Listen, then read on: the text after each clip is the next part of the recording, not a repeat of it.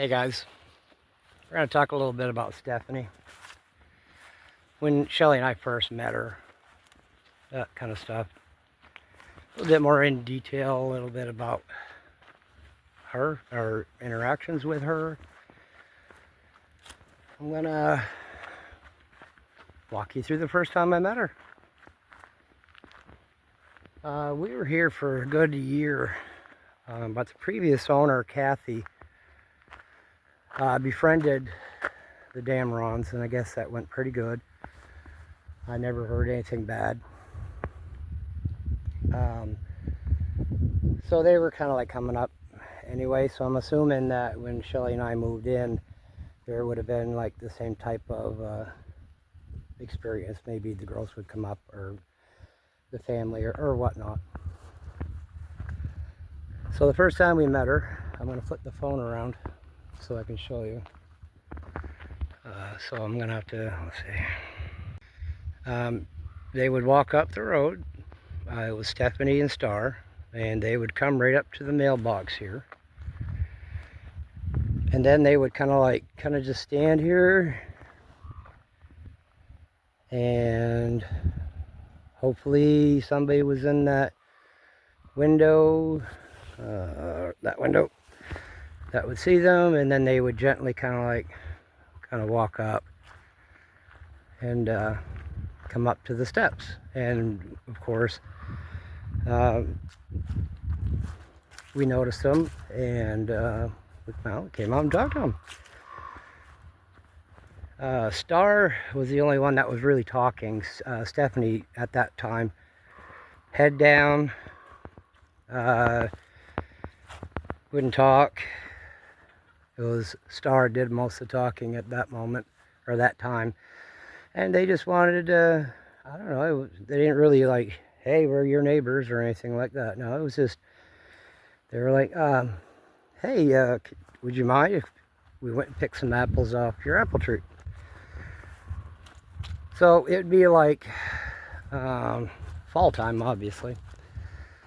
That big apple tree right there has tremendous amounts of beautiful apples. And they were half ripe. Some were falling on the ground. They asked Shelly, hey, do you mind if we go and pick some apples? And, well, sure. You know, I can't eat all these friggin' apples, trust me. I could easily fill, 100-gallon barrel with these apples that come off this tree. So we're like, sure, but just, don't pick the ones off the ground, because we got chickens and the deer come in and turkeys come in, and, they munch on them, and they got bugs on the ground, obviously. So, just pick them off the tree. And, well, they were here for, I don't know, 20 minutes. They were eating them. And I'm sure they took some home with them. And, the chickens are kind of going crazy. I got a new rooster, so he's trying himself out with the girls. Well, they came down back to the house and said thank you, and well, they went home. Shelly and I are like, okay. And I'm gonna flip this back around. So Shelly and I were like, that was cool. Geez, we can't eat all those friggin' apples anyway. I mean, why not? We're helping somebody else. Helping somebody else out. I mean, that's what homesteaders do. Actually, I say that, but since I've been living in New Sweden, it seems like that's what everybody does. Hey, I got this. You want it? Hey, I got this. You want it? And I do it to the other neighbors around, man. I was like, hey, I got some kindling that Shelly and I acquired for free, and we cut it all up. And do you need some kindling? And he was like, no, I think I'm good. So the next day, he left his house, and I brought him over a whole bunch. Well, I don't care if you need it or not, you're getting it. And they give me veggies. It's just crazy, and it works out good here. So homesteaders, yeah, we do that, but the community here is just, they're so friendly. And But let's get back to Stefanie. So when she came here the first time, like I said, her head was, she really didn't look up at all. I'm not sure if it was because I'm a male or not. I don't know. I'm not a psychiatrist, psychologist, so I wouldn't, somebody else would have to figure that one out. I'm not even going to assume I know, because I don't. I don't even have an assumption. But when she came here, she was just totally quiet, followed Star's lead. I mean, we didn't hang out with them that time, but we kind of kept an eye on them. And they just went to the apple tree and got some apples, ate some apples, and brought some apples home. And that was the first time that Shelly and I experienced it with Star and Stefanie.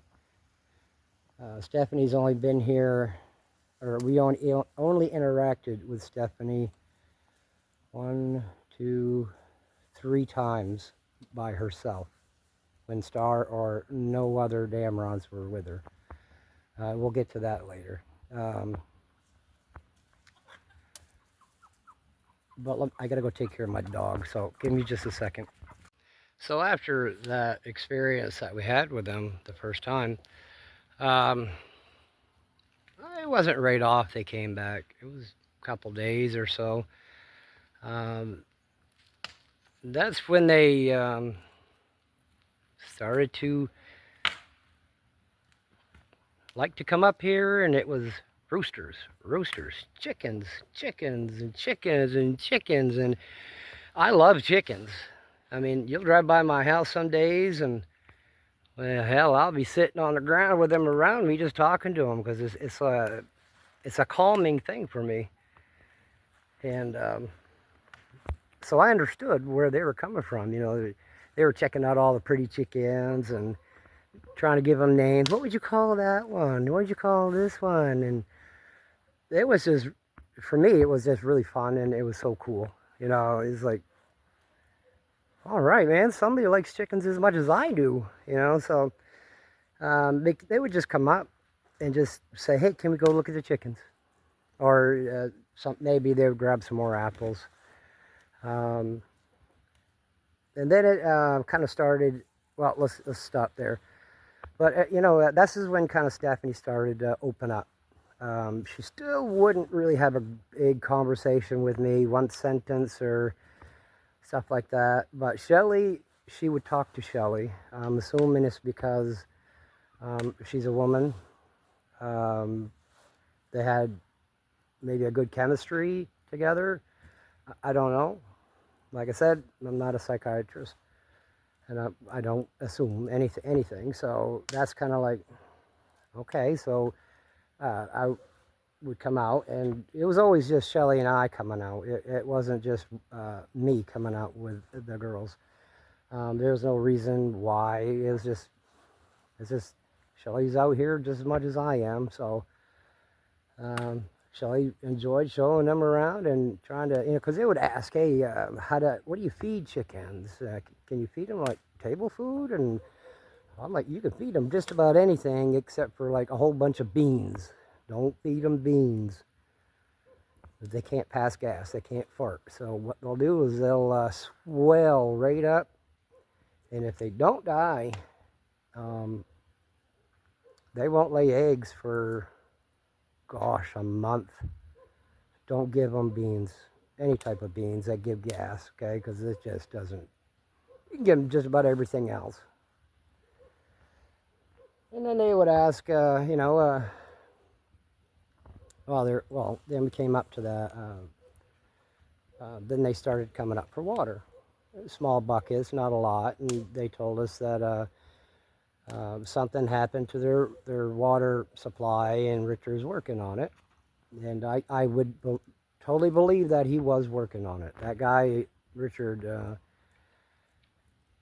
he's old, but he goes and goes and goes and tries his hardest until he just can't do anymore. So, you know, it was, so I knew they were trying to something, but this is when that drought hit. And so they'd come up every other day, water.